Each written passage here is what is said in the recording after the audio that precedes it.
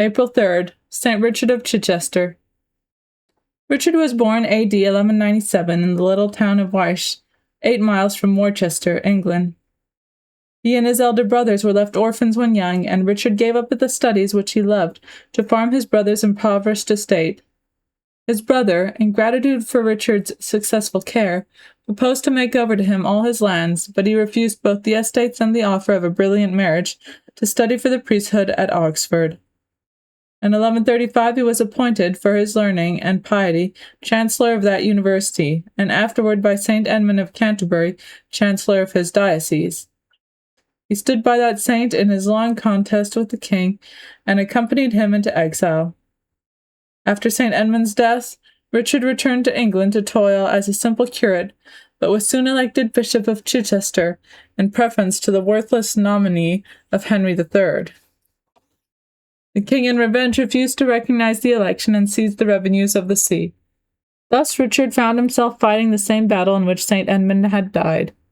He went to Lyons, was there consecrated by Innocent IV in 1245, and returning to England, in spite of his poverty and the king's hostility, exercised fully his episcopal rights and thoroughly reformed his see.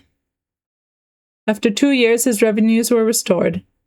Young and old loved St. Richard. He gave all he had and worked miracles to feed the poor and heal the sick.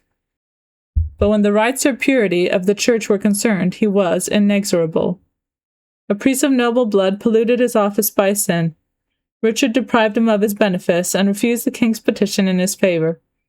On the other hand, when a knight violently put a priest in prison, Richard compelled the knight to walk around the priest's church with the same log of wood on his neck to which he had chained the priest. And when the burgesses of Lewes tore a criminal from the church and hanged him, Richard made them dig up the body from its unconsecrated grave and bear it back to the sanctuary they had violated. Richard died AD 1253 while preaching at the Pope's command a crusade against the Saracens. Reflection. As a brother, as chancellor, and as bishop, St. Richard faithfully performed each duty of his state, without a thought of his own interests. Neglect of duty is the first sign of that self-love which ends with the loss of grace. Amen.